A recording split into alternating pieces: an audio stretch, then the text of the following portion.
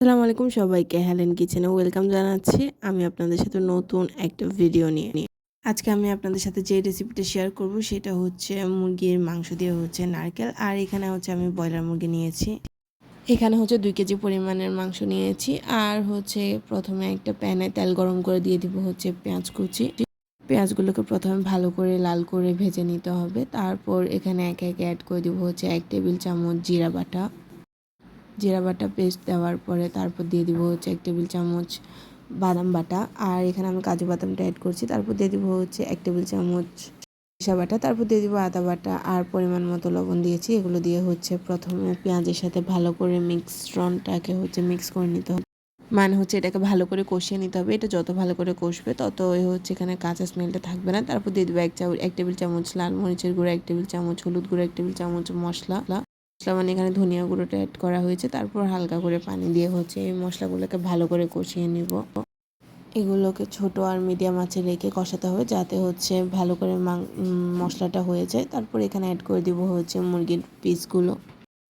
আর মুরগির পিসগুলো দেওয়ার পর হচ্ছে যে মশলাগুলো কষানো ছিল এগুলোর সাথে ভালো করে হচ্ছে মাংসগুলো আমরা নেড়ে চেড়ে হচ্ছে মিক্স করে নিব যাতে হচ্ছে প্রতিটা মাংসের সাথে হচ্ছে মশলাটা ভালো করে মিক্স হয়ে যায়।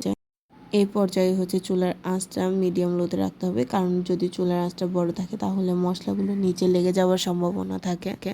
তারপর হচ্ছে মাংসগুলোকে ভালো করে কষা হয়ে গেলে এখানে আমি অ্যাড করে দিব একটা নারকেল। আর আমি এখানে পুরো একটাই নারকেল ইউজ করছি।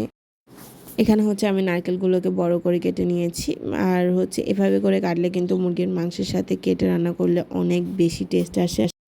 সচরাচর এভাবে নারকেল কিন্তু দেশি মুরগি দিয়ে বেশি রান্না করা হয়। আর হচ্ছে এখানে আমি অ্যাড করে দিয়েছি হাফ কাপ পরিমাণের হচ্ছে গরম পানি।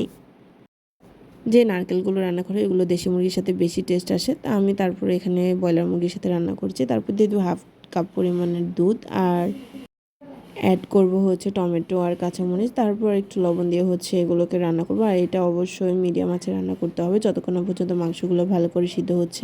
আর এইভাবে কয়েকটা বাসায় থাকা কয়েকটা উপকরণ দিয়ে হচ্ছে এভাবে মজাদার হচ্ছে চিকেনটা রান্না করে ফেলতে পারবেন। আর এটা কিন্তু নারকেল দিয়ে দেওয়ার কারণে যারা নারকেল দিয়ে কিন্তু মাংসটা পছন্দ করেন তারা জানেন হচ্ছে মাংসের টেস্টটা কেমন আসে, মানে এটা অসাধারণ খেতে হয়। তো হচ্ছে আমার রেসিপি সম্পূর্ণ রেডি।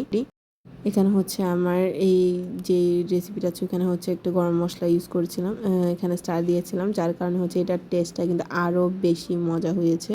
তো আমার রেসিপিটা রেডি। যদি হচ্ছে আমার এই রেসিপিটা ভালো লাগে অবশ্যই একটা লাইক করবেন। যদি আমার চ্যানেলে নতুন হয়ে থাকেন তাহলে অবশ্যই চ্যানেলকে সাবস্ক্রাইব করে আমার পাশে থাকবেন।